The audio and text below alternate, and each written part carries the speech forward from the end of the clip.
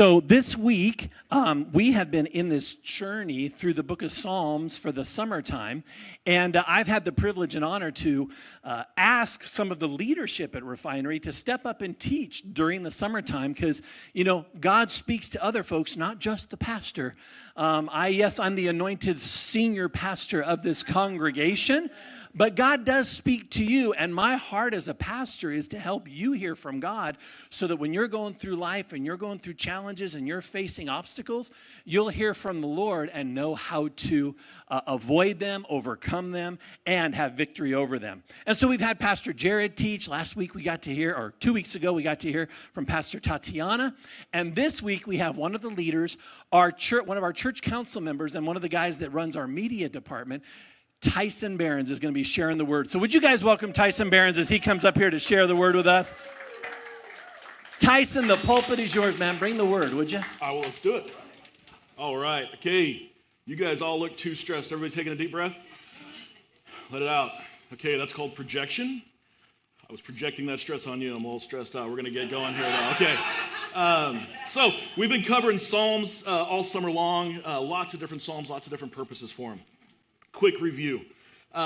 What is a psalm? So I went to dictionary.com whenever I need to find out what a word means. So here on the screen, you see the definition. And my notes are way too small, so I'm going to read it off of here. Wow, that's small for you guys too. A sacred song or hymn.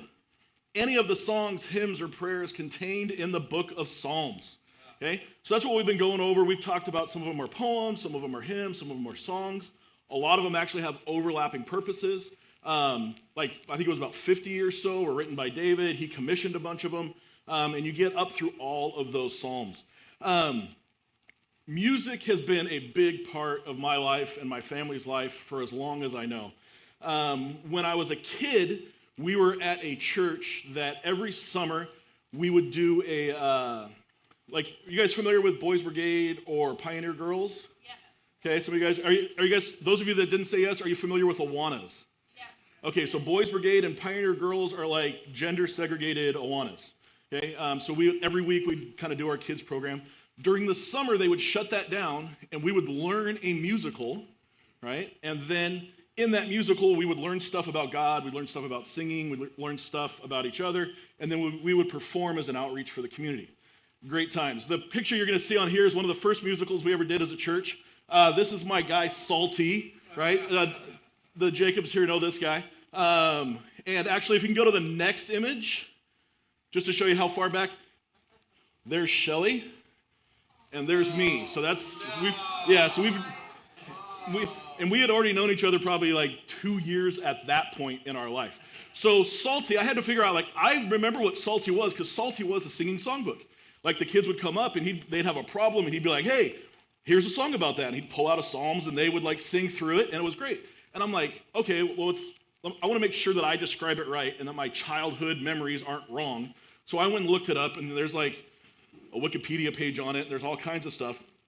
And so back in 1979, Ernie and Debbie Rottino, I probably said it wrong, set out to create the very first praise album aimed specifically at kids. They realized that a character would help them engage the kids and give direct instruction on worship. Then they went into this short conversation of okay, who should this character be? Hey, let's make it a Bible because we want it to be biblically based. And they're like, okay, but we need it to be more song-oriented. We're like, make it a hymnal. That way it's a song. They're like, well, we want to make sure we keep the biblically based part. And there's a thing called a psalter, right, from Old English. And it's basically when you take just the Psalms and use it as a songbook, they're like a psalter. Salty. It was about a 5-minute conversation from the interview that I watched these guys on.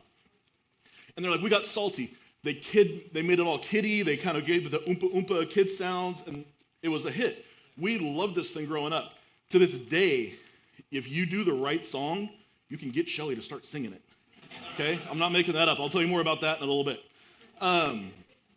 This set the tone for kids' worship music, kids' praise music from there on out. You did not have Jana Elira. You didn't have Mary Rice Hopkins. You didn't have VeggieTales. If this movement that would have happened with all the people that were involved in it, you might not see kids' music what it is today, or it would be delayed. But that pouring into our life, where we got to really learn what it meant to be in the Psalms, was incredible. My personal favorite is the next scene here. This is Colby, okay? Okay, and you guys really know about this guy.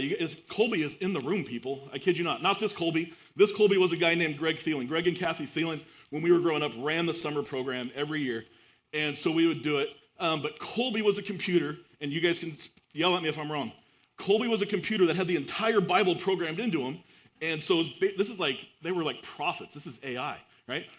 Like you tell Colby, you're like, Colby, we got a problem. Like, I don't know what I should do in this situation. And Colby'd like, beep, boop, boop, boop. And then he would tell the kids, this is what the Bible says, this is what you should do. And then everyone breaks into song that nobody knew before that moment. It was great. Okay? And so if you go to the next slide here, just for the frame, there's me up front, and there's Shelly in back there, right? So it's a good time. So we've had music around a lot. It's a big thing in our house. One of my favorite games to play that I'm not allowed to play is a game that I call Music of the Night. Somebody yell out, where's Music of the Night from? What's that song title from? Phantom of the Opera. There we go. Okay, so I learned, knowing Shelly as long as I have, if you say a song lyric, she starts thinking about it. At night, the music of the night, accidentally one time I said something, and she was like, oh, now I have the song stuck in my head.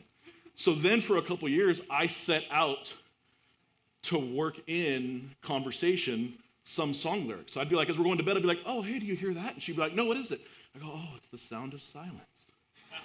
Right? And I'd kiss her. I'd be like, hey, I love you. I want you to know I'm never going to let you go. I'm never going to, she's like, oh, right? And then she would take my pillow, throw it across the room. I'd have to go get it. And I'm not allowed to play that game anymore. So naturally, our kids have grown up in a house that loves music. I want you guys, this next video we're going to watch is of Connor and Madison when they were little. Connor liked to just experiment with stuff, so you guys can go ahead and roll that for me.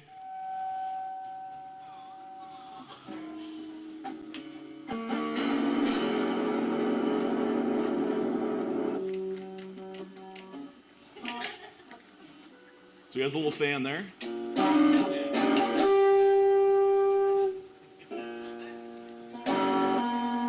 Yeah, these two grew up going to worship practice and just being around musicians, and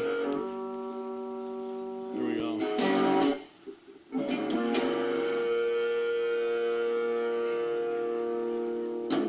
Yeah, I had to trim this video down. It was about 5 minutes of him just like playing around. Do you guys recognize the guitar strap? It's the same guitar strap right there. So, there we go. Those in the back.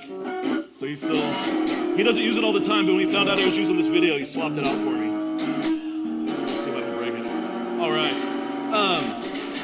Now, music is a way we get to explore sound, we get to explore feeling. It goes with it. Have you guys ever seen a movie clip where they take the soundtrack out? And it's like, that was stupid. That's why real life never lives up to the music. We don't have a soundtrack. So you just need to have a soundtrack and you'd be much better off. The next clip is Connor and Madison again. We were watching American Idol, and one of the contestants was covering, I know it was Nirvana, I think it was Teen Spirit. Let's see if I'm wrong here. Go ahead and roll that one for me. I want you guys to see what emotion is in music.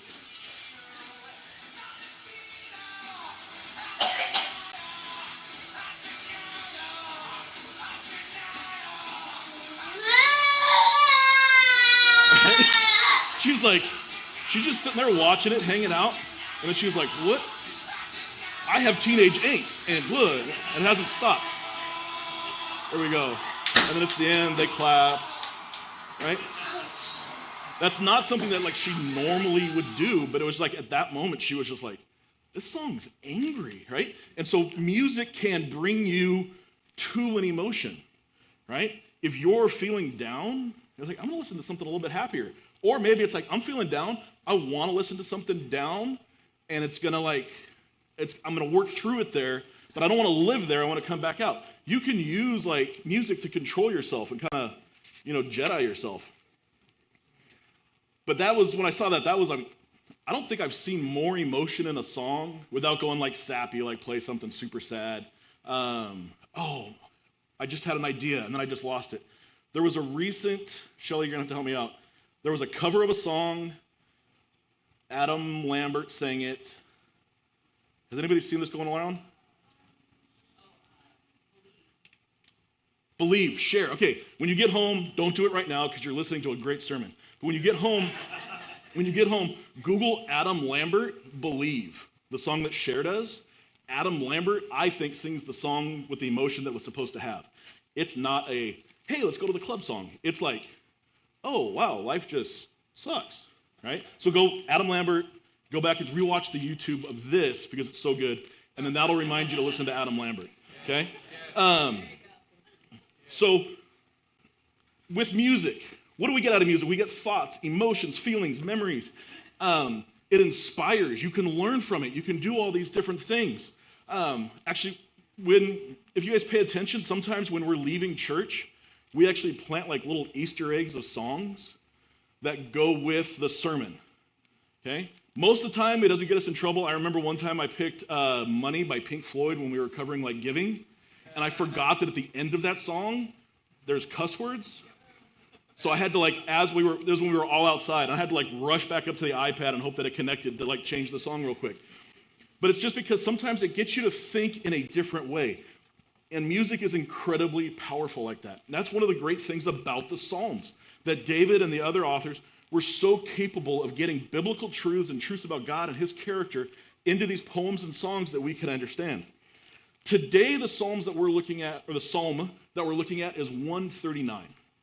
And I love the structure of this because it starts out with a thought, and then he thinks his way through it, and then he goes back to that thought and re-examines it. And that's actually what we're going to do today.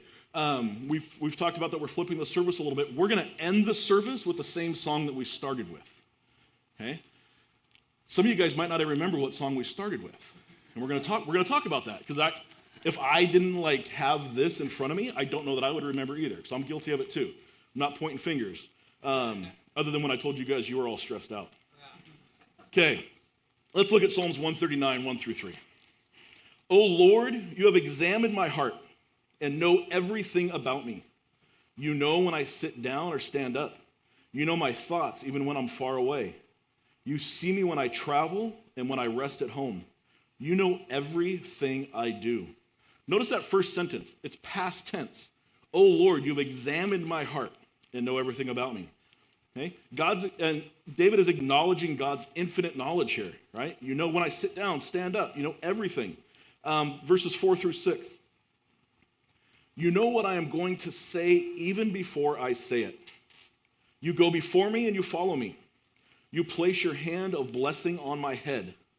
Such knowledge is too wonderful for me, too great for me to understand. Okay? God's knowledge transcends time. He knows what is going to happen before we're even in that situation. Before you were born, God knew what was going to happen to you.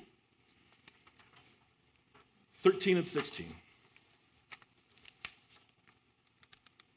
I'm missing a page. Perfect, guys. So what do we got next here? Okay, you made all the Am I missing verses? Okay, there we go. Then I'm still here.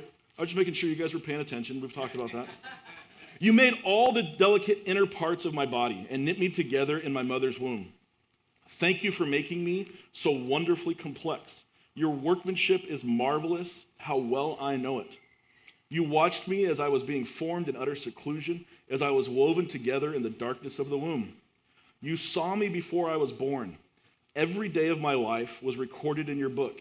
Every moment was laid out before a single day had passed. 17 and 18. How precious are your thoughts about me, O God. They cannot be numbered.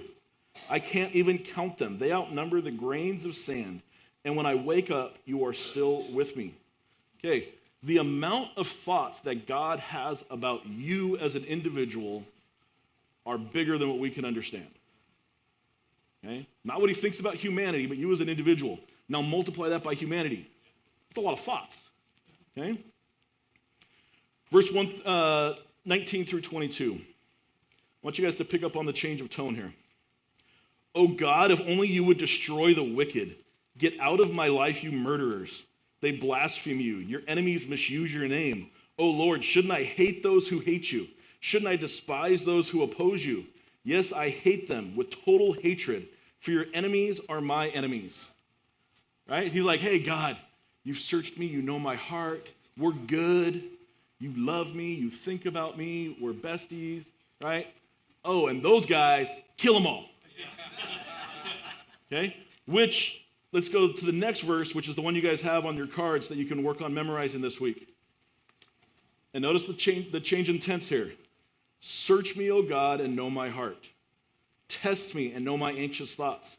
Point out anything in me that offends you and lead me along the path of everlasting life. He went from past tense at the beginning, thinking like, hey, God, we're good, to all of a sudden, wait, God, continually search me. I need to be mindful of who I am, what I have going on. Who am I really? I thought that I had it all dialed in, but clearly that little shift in attitude that I have, I want you to re-examine it. Now, he didn't say, forgive me for thinking that those people need justice. Maybe that's a righteous thought. There's not a commentary on that. But he's like, hey, God, why am I feeling this way? Am I right? Am I wrong? Reshape me. He's being very intentional about it. In life, I tell people that I'm Tyson-centric, okay? Everything kind of revolves around me. So you guys have to come up with your own word because you're not named Tyson. But I'm Tyson-centric. I think things revolve around me. I think that I'm right, okay? I think I'm right about every single view that I hold, okay? Now, that sounds really arrogant, so I want to give me a moment. I know that I'm not. I know that I'm not right about every view that I have, that I'm moving through life thinking is true. The problem is I don't know which views are wrong. So I have to have the humility to be like, okay, I need to be able to change. I need to be able to be corrected. I need to be able to shift. Going into a situation, I might be right about part of it, but I might be wrong about part of it. Okay? And to have that awareness, and in my relationship with God, to be like, hey, God, search me and tell me what needs to tweak. Okay? Prayer is an opportunity for me to invite that inspection. Just like David realized he needed God to continually search him. As we go through prayer, we can be like, hey, God, what do you have for me? What do you want to change about me?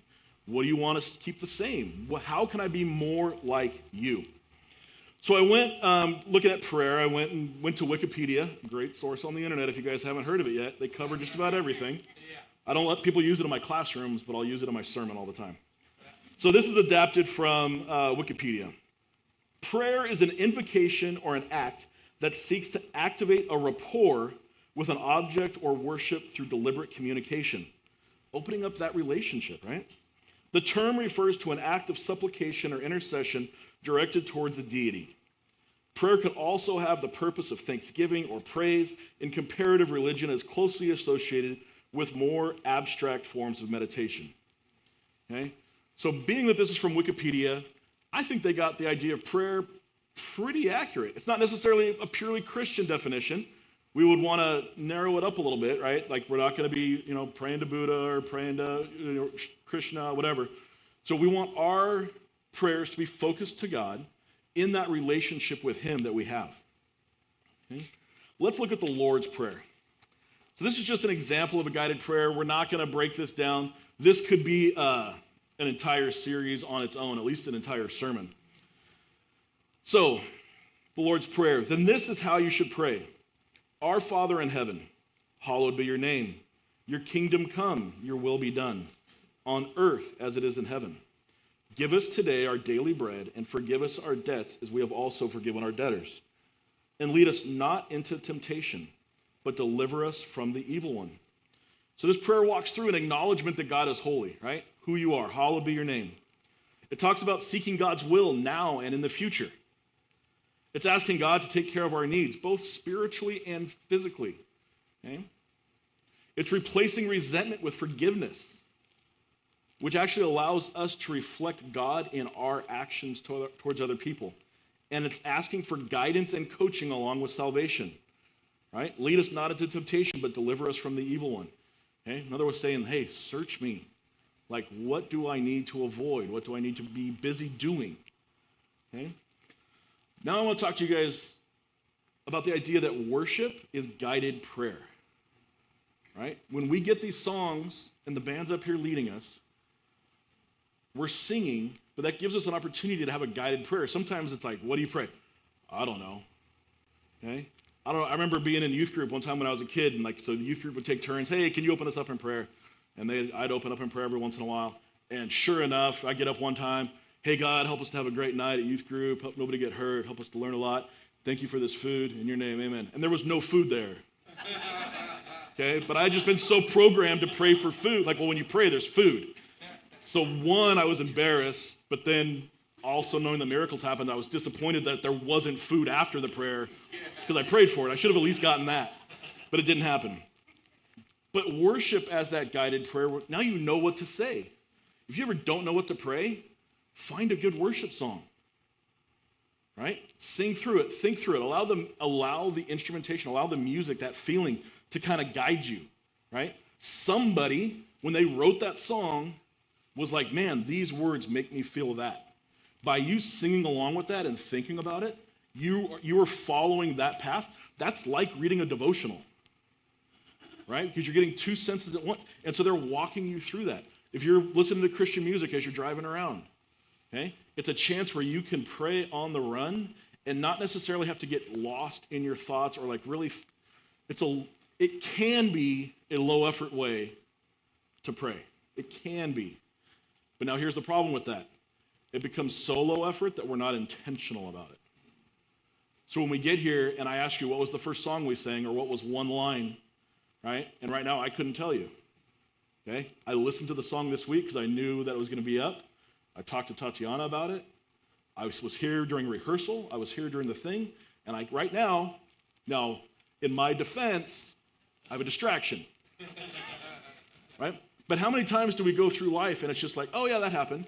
It's like driving down the freeway. When Shelly and I first got married, I grew up in Garden Grove and I worked in Westminster. And when we first got married, the only place we could afford to live was Riverside. So I would go from Westminster down the 22, past Brookhurst, my parents' house at Bolsa Grande, and then we'd keep going out the 91 to the middle of nowhere. Okay? Do you know how many times driving home at 19 years old, I'm going by Brookhurst, and do I keep going on the 22 towards, the 55 to the 91?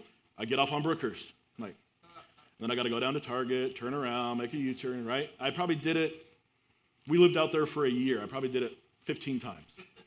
Just being on autopilot. Sometimes autopilot's a good thing. If you're so programmed, right, that you're just thinking the word of God, that's not a bad thing, so I'm not putting it down. I still remember when I took you guys need to be careful around me. I took a karate class at junior college. So I'm a college-level karate student, right? Yeah, I think I told you guys, what's that? I only needed one. No, because I'm not good. And so, but like, maybe I told you guys the story. If not, you forgot it. Pretend you forgot it if I told it before. I go in there. They divide us up into groups, right? And he looks at me, and he says, "Okay, you're over there with the big guys." I'm like, "Okay." So I go over there, and there's like 5 or 6 of us. And he goes, "Okay, guys, you're all at your fighting weight." And I'm like, "All right, I'm at my fighting weight." Like feeling pretty good right there. And he's like, if you get into trouble in an alley, you're too big to run. You got to learn how to fight. I'm like, oh, okay.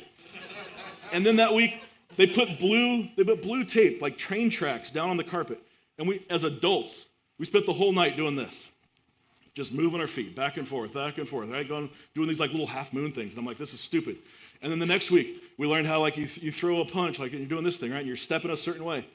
And then the week after we got to spar, and we're like, okay, that's what we get to do. And this guy, I'm sparring with this guy, and you're not supposed to hit people in the head. And this dude hit me in the face. And I have always been strong, big, and a fast mouth, so I've never actually been in a fight in my life. Okay, I've always gotten out of them. Also, I get hit in the face for the first time in my life, and I'm like, oh, that's what we're playing. He comes in for the next thing, all right? And I'm like, I have 3 weeks of experience. I do my little half moon thing on the blue tape. There's no blue tape. I do it. I throw it. And that's when I learned that ribs bend.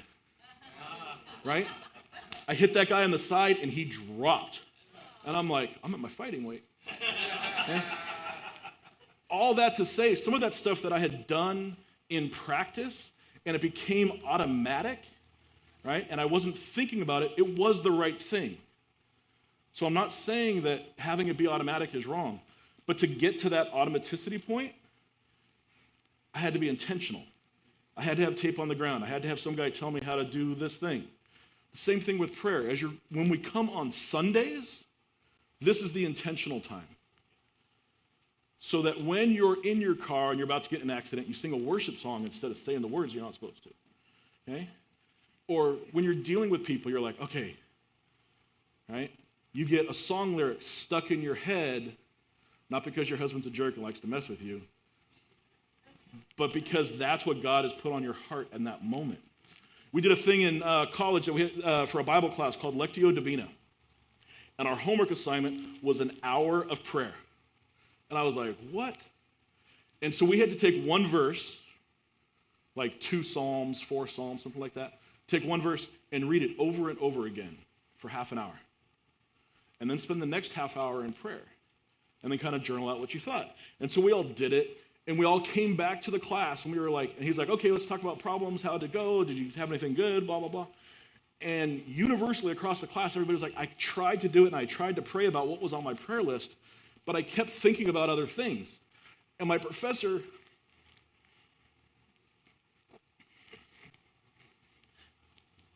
that's what you're supposed to pray about. The stuff that your mind goes to, that's what God has for you. So let's look back at this last verse. Search me, O God.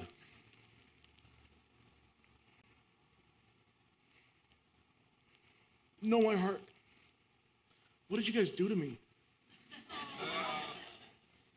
There was nothing sad in today's sermon. On purpose. What are you guys doing? Come on. Search me, O God, and know my heart. Test me and know my anxious thoughts. There it is, anxious. Point out anything in me that offends you. And lead me along the path of everlasting life. This is the verse that I want you to think about as we head back into worship. The band can come on up. As Pastor Kelly told us, we mixed up the service for a bit today. We started out with one song. Okay?